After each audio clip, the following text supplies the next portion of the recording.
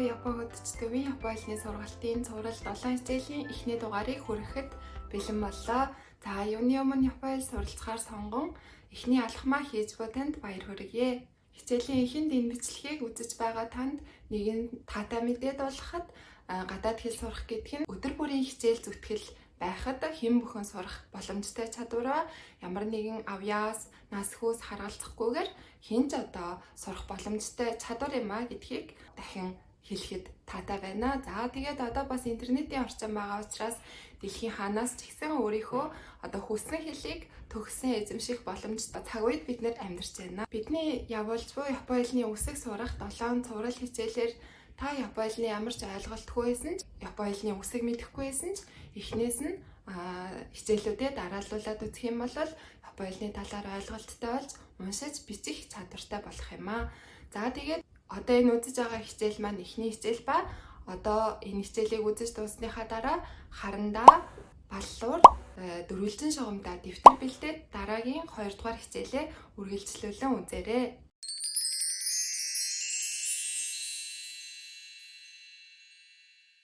За хамгийн ихэнд Японы хэлний тухай товчхон танилцуулах нь зүйтэй ах гэж бодож байна. Японы хэл маань монгол хүмүүс бид нар сурахад хэр хэцүү байдیں, хэр амар байдгийм бэ гэсэн талаар бахан ойлголт өгье гэж бодож байна. За хамгийн ихэнд амар хэлбэр тал нь гэх юм бол Японы хэл, монгол хэл хоёр өгүүлбэрийн бүтцийн хувьд ижилхэн юм байдаг. За жишээлбэл би дэлгүүр рүү явна гэх юм бол Японы хэлээр ч гэсэн ижилхэн би дэлгүүр рүү явна гэд өгүүлбэрийн эзэмбийн нөхцөл үйл үг нь яг энэ дараалалаараа Японы хэл, монгол хэл хоёр ижилхэн дараалалтай байдаг юм а. Тийм учраас англи хэл шиг, орос хэл шиг байрлал нь өөрчлөгдөхгүй яг ижилхэн үг нөхцлүүдээ араас нь залхаад явах юм бол хурдан ярих боломжтой байдаг. Тийм учраас Японы хэлээр ярьдаг монгол хүмүүсийг харьцангуй бусад хүмүүсээс илүү хурдан сурдаг гэж ярьдаг байгаа. За дараагийн амар хэлбэр тал нь гэх юм бол монгол хэл болон Японы хэлний дүрмүүд нэлээд ижилхэн дүрмүүд олон байдаг. Японы хэлний дүрм сурж байхад монгол хэлний энэ дүрмтэй адилхан юм байна гэсэн дүрмөө нэлээд гарч ирдэг учраас сурахад амар хэлбэр тал нь байж чадах болов гэж бодож байна. За дараагийн хэлбэр тал нь болохоор Японы хэлний дуудлага болохоор тийм ч хэцүү биш байдаг. Манай монгол хэл олон төрлийн дуудлагатай, гадаад хүмүүс монгол хэлийг сурахад их хэцүү хэл гэж ярьдаг болвол тэр утгаараа бид нэр энэ хэцүү дуудлагатай хэлээрээ ярьж чаддаг болохоор Японы хэлний дуудлагыг цэвэрхэн хэлж чаддаг байгаа. За жишээлбэл өөр улсын хүмүүс Японы хэл сурахад жишээлбэл зээ үсэг байхгүй ч юм уу тиймэрхүү юм байдаг бол Японы хэлний бүх дуудлага нь монгол хэлэнд байдаг учраас бид нэр цэвэрхнээр дуудлагыг хэлж чаддаг, харьцангуй гайгүй чаддаг байгаа. За тэгээд хэцүү хүнд талаас нь ярих юм бол мэдээж та бүхэн төсөөлж байгаа Японы хэлний ханд жоохон хэцүү байдаг монгол хүмүүсээс харахад. За ер нь хятад хэлнээс гаралтай энэ ханзыг маань хятад хүмүүс маш сайн мэддэг. Харин ханзгүй улсын бид нар ханзыг нэлээд сайн бичиж өөртөө суулгаж чадахгүй бол хэцүү тал байдаг. За дараагийнх нь болох юм бол хүндэтгэлийн үг Японы хэлэнд их ашигладаг. Энгийн найзуудтайгаа ярихдаа нэг өөр үг, компани дээр нэг өөр үг хэрэгжилж тэгээд ажлынхаа үйлчлүүлэгчтэй нэг өөр үгээр хэлэх юм уу тэр талаараа жоохон хэцүү тал байдаг. Гэхдээ сурчих юм бол амархан санагдах байхаа гэж бодож байна. За дараагийн 3 дахь хэцүү гэж бодогдох тал нь олон төрлийн илэрхийлэмжтэй гэж энэ дээр бичсэн байна. За энэ юу гэсэн үг вэ гэхээр энэ үгийг ингээд хэлжүүл болох юмыг бас арай нэг өөр аргаар хэлж болох аргатай олон төрлийн хэлэх нюанс гэж ярьдаг тийм ээ, тийм байдаг. Гэхдээ харьцангуй монгол хэл маань ч гэсэн тэр нюансууд их байдаг учраас нэг ойлгоод авчих юм бол бас тийм хэцүү биш байх гэж бодож байна. Жишээлбэл энийг надад аваад өгөөч, энийг надад аваад өгөхгүй юу?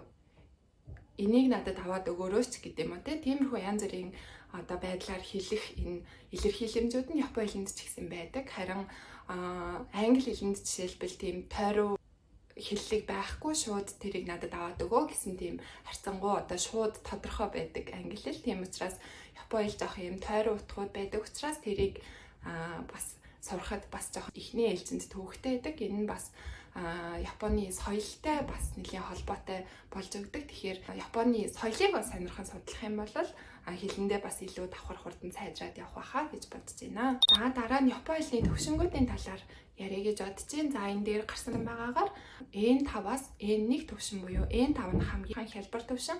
За дараа нь N4, N3, N2, N1 гэдээ явдаг энэ ерөнхий 5 төвшинд Японы хэлийг хуваадаг байгаа.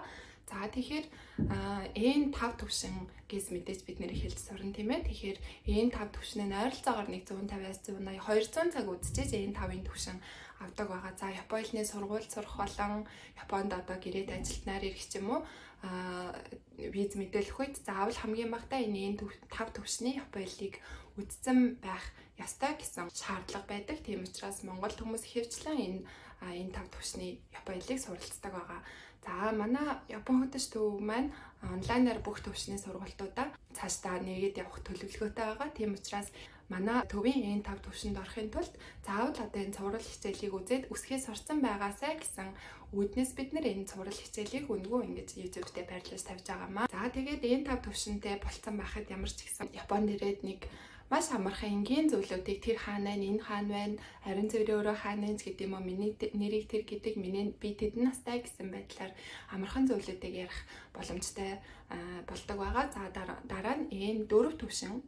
N4 төвшин бол одоо Японд дэлгүүрээс худалдаа авалт хийх, зам асуух ч юм уу тиймэрхүү төвшингийн одоо яриаг ярих чадвартай болдог байгаа. Дараа нь одоо N3 төвшин бол нэлээд гайгүй цагийн ажил хийх, тэгтлээ их хэцүү биш. За тэгээд коллежид элсэн суралцахад бас хамгийн багадаа энэ 3 төвшин авсан байгаарай гэж хэлдэг. Тэгээд Японы хэлний дунд төвшин гэж ойлгож байна. За дараа нь энэ 2 төвшин гэх юм бол за их сургуульд ороход, ажилд ороход ер нь хамгийн багадаа энэ 2 төвшөнтэй байхгүй бол болохгүй байдаг. Нэлээ мэдээ сонсоод ойлгох ч юм уу өөрийнхөө хүссэн мэдээллийг авч чадах хэмжээний боломжтой болдог байгаа энэ 2 төвшин гэх юм бол. За энэ 1 төвшин бол нэгэн сайн Япон хүнтэй ер нь чөлөөтэй ойлголцдог, чөлөөтэй ном сонин сэтгүүл уншдаг, магистрийн сургуульд элсэн ороход энэ 1 төвшин зайлшгүй хэрэгтэй байдаг. Ямар ч одоо асуудалгүйгээр ажил хийхэд энэ нэгийн төвшин бас заавалчгүй хэрэгтэй болдгоо. За тэгээд ерөнхийдөө ойролцоогоор сурах хугацаа гэх юм бол мэдээж хүн болгон өөр байна. Өдөрт хэдэн цаг Японы хэлэнд зарцуулах уу гэдгээсээ одоо энэ 5-аас энэ 1 төвшин хүртэл зарцуулагдах уу гэдэг мэдээж хүн болгон өөр байна.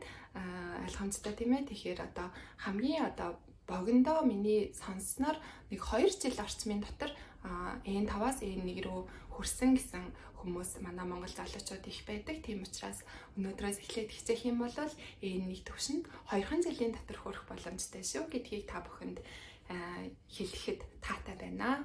За тэгээд цуврал хичээлийг маань эхний дугаар нь өнөөдөр ингээд дуусч байна. Дараагийн цуврал хичээл 2 дугаар хичээлээ та бүхэн харандаа баллуур дөрвөлжин шагнамтай дэвтрээ бэлтээ 2 дугаар хичээлээ үзээрэй. Тэгээд 7 дугаар хичээл хүртэл үзсэн байх юм бол Японы хэлний хирагана, катагана үсгийг дуустал нь сурсан байх болно.